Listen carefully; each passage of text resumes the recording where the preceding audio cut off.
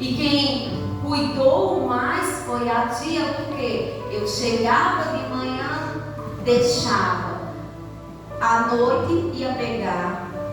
Então, durante esse tempo, quase eu não via a criança crescer. Por quê? Porque eu tinha que trabalhar. E o que aconteceu? Sofri um acidente de moto para poder deixar alguns horários de trabalho. Então, nossa vida é regida também pelos nossos próprios erros. Não é verdade? Muitas vezes nós não olhamos para o nosso filho. Ele às vezes precisa de nosso olhar, do nosso apoio, do nosso ouvido para ouvir. Quantas vezes erramos em mandar calar a boca e a criança não se expressa, o adolescente não fala, porque sabemos quando está na fase da adolescência, eles não procuram mais seus pais e sim os amigos para conversar, para contar seus segredos. E como o pai está olhando e observando o seu filho, como está sendo a caminhada. Então, nós temos que criar os nossos filhos no temor de Deus. E para criar um filho no temor de Deus, nós temos que ser exemplo para os nossos filhos.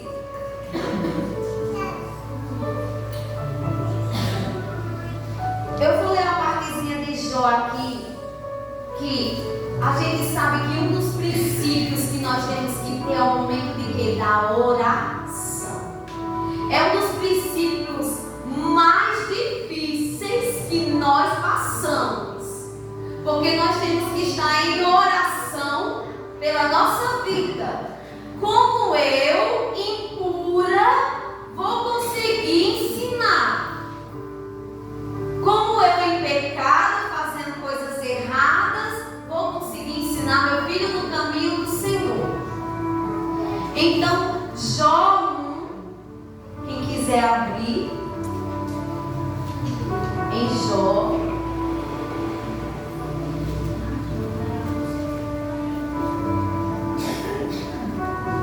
Jó 1:5.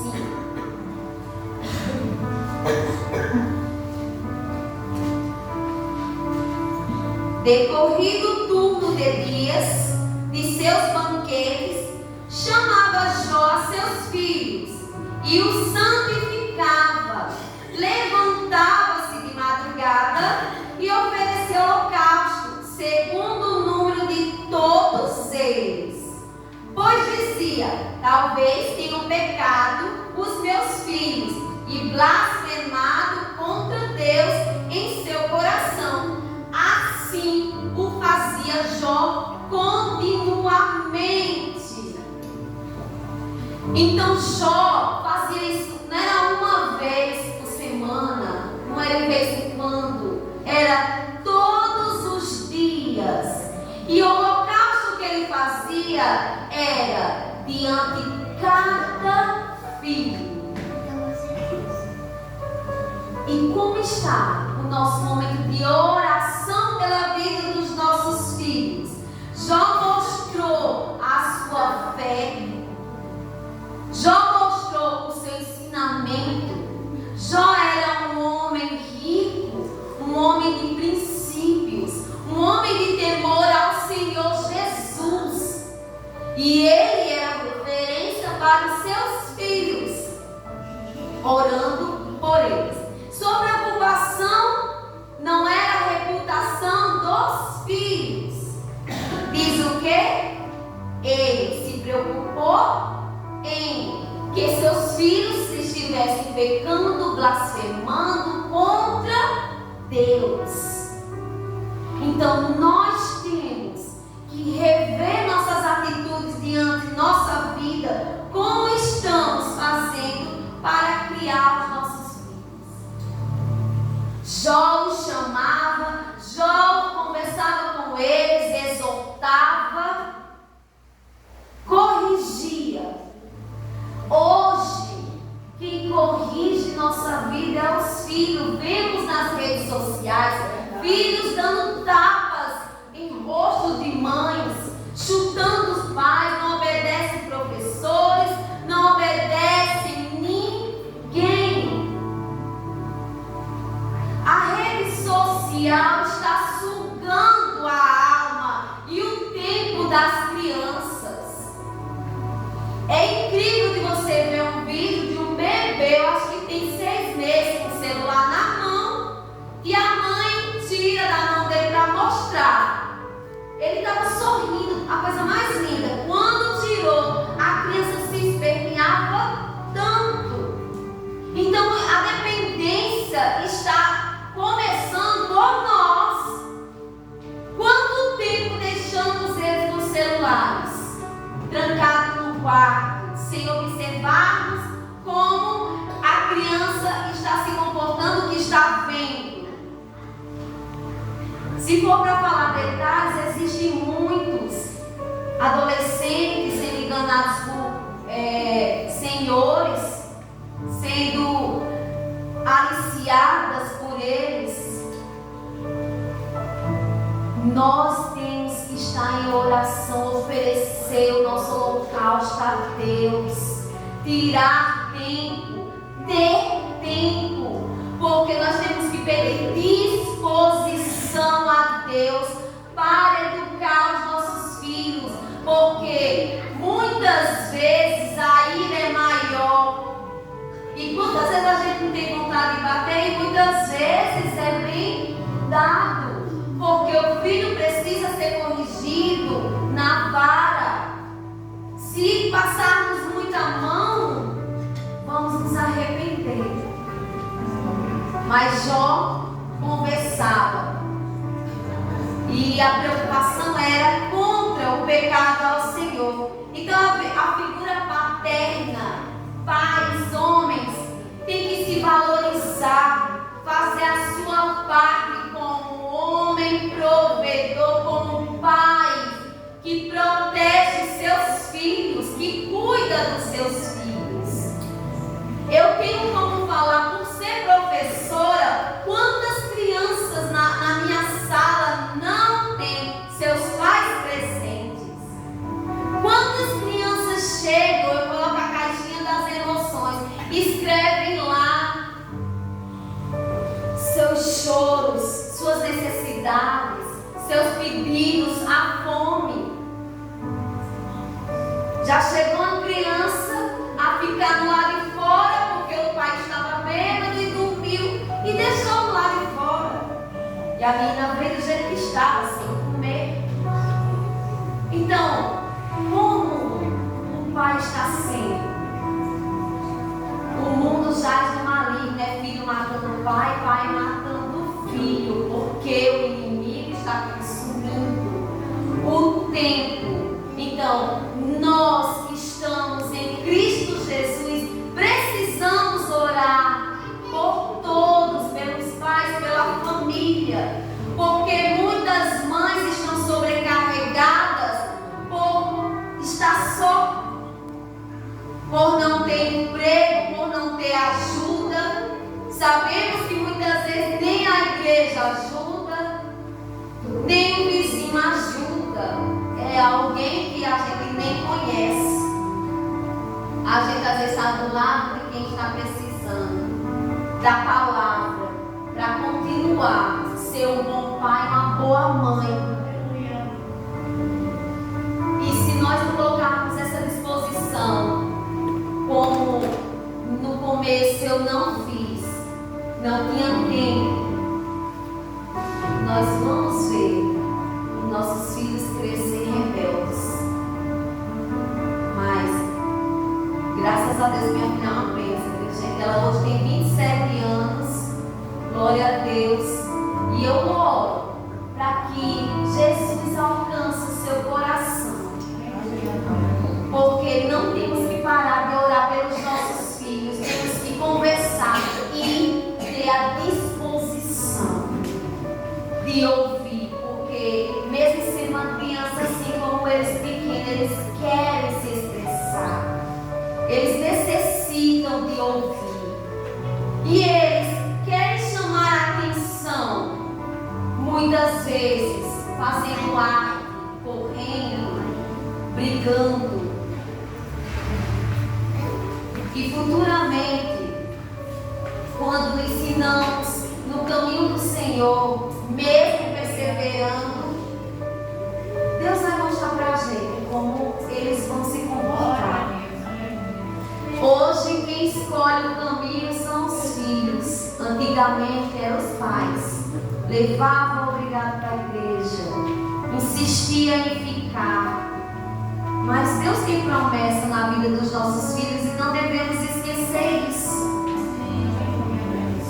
Provérbios 22:6 diz: ensina a criança no caminho que deve andar, e ainda quando for velho, não se desviará. A gente pode ver até hoje um filho nosso fora da presença, mas nossos filhos têm promessa, porque nós ficamos parados sem orar, sem rogar aos céus pela vida dos nossos filhos. Mas eu digo a vocês que pela manhã eu estava, meu Deus, eu vou falar o que na igreja?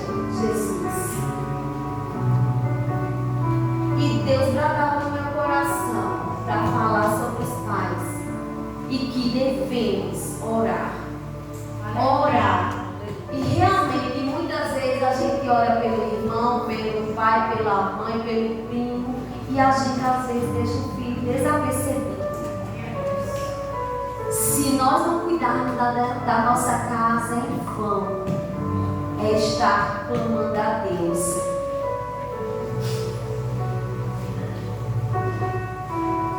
Eu queria ler aqui em 1 Samuel. Eu queria que alguém abrisse 1 Samuel 16, 11.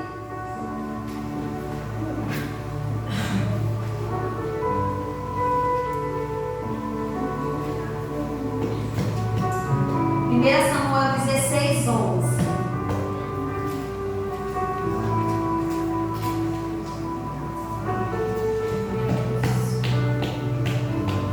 Quem achou? Amém. Pode ler. Disse mais Samuel a Jessé: acabaram-se os moços, e disse: ainda falta o menor, que estás apacentando as ovelhas. Disse, pois, Samuel a Jessé: manda chamá-lo, porque não nos assentaremos até que ele venha aqui. Samuel é o maior profeta aqui de Israel. E ele trazia uma mensagem de Deus. Ele foi à casa de Jessé. Jessé tinha muitos filhos. Filhos fortes, filhos trabalhadores, filhos que guerreavam. Era um homem humilde. E com certeza, quando ele escutou Samuel falando que Deus tinha uma promessa, que Deus ia ungir um dos filhos dele, ele se alegrou. Muitas pessoas não dão nada pela vida dos nossos filhos, porque a gente fala sobre os filhos, porque a gente vê fora a rebeldia como é. E muitos pais sofrem pedindo a Deus conserto pelos seus filhos. Mas Deus tem promessa, e eu creio que a promessa vai ser cumprida. E Jessé foi até a casa dele, e ele mostrou todos aqueles filhos fortes, valentes. E ele disse: só tem esse, porque Deus já falou para ele, não é esse. O que foi que ele falou? Aí, irmão. Então mandou chamá-lo. Ele fez-o entrar. E era viúvo e formoso, de semblante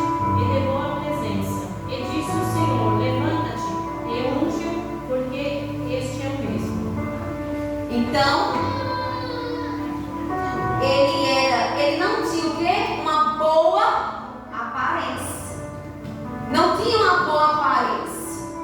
Era pequeno, era ruivo, era diferente dos outros. Mas Deus não olha pela aparência. E Deus escolheu a quem? A ele. Entre os 7 filhos de Jessé, ele escolheu Davi. Aleluia. E Davi estava fazendo o quê? Trabalhando. E Davi fazia o quê? Louvava a Deus nos momentos de folga dele, que ele cuidava das ovelhas. Davi matava o leão, Davi matava o urso. Ele protegia as ovelhas. E muitas vezes a gente não olha que nossos filhos são bênção de Deus. Nossos filhos foi o fruto que Deus gerou sobre nós. Aleluia. Deus já escolheu cada um de nós para ser mãe, para ser pai. Nossos filhos podem até não ter uma boa aparência, mas ele tem o lugar certo. Ele tem a unção do Senhor Jesus que vai derramar na hora certa e no momento certo. Vai trazer no momento certo. Mesmo a gente às vezes não acreditando, porque cansamos de pedir, mas não podemos cansar, temos que insistir. E Jessé ungiu Davi. E eu creio que cada um de nós que somos pais, nossos filhos vão ser nossa herança, eles já são, e eles vão ser a nossa bênção.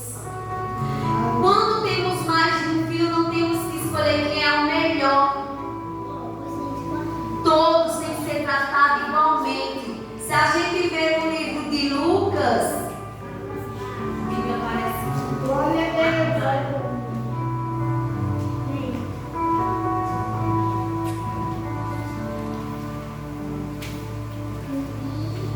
Se a gente vê em Lucas 15, 11, vai falar que um certo homem ele tinha quantos filhos? 2. O mais moço fez o quê? Pediu a parte da herança. E ele foi embora. Pegou o dinheiro, gastou. Aonde ele estava, a cidade estava passando fome. Ele passou a viver como mendigo. Ele passou a comer com os porcos. Mas ele disse o quê? Eu vou me levantar. A palavra de Deus diz aí que ele disse: eu vou me levantar e vou até meu pai.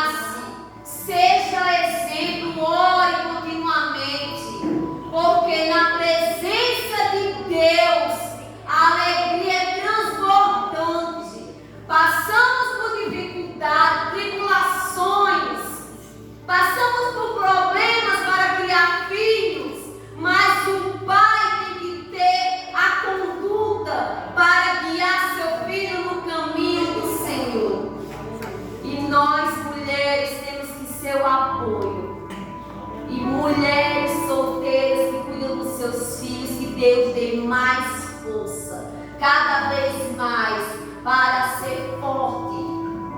E que quem não quer ver, irá ver os filhos ser bênção na casa do Senhor. E é essa palavra que Deus ministrou ao meu coração. Glória a Deus. E ainda continua falando: orem pelos seus filhos. Orem continuamente, como Jó fez, todos os dias. Nem o próprio Jessé olhou para seu filho como um filho de honra para apresentar Saul. Mas nós temos que olhar para os nossos filhos como o melhor da casa, porque foi Deus quem nos deu. Então temos que agradecer ao Senhor e a todos os pais, um feliz Dia dos Pais, em nome de Jesus.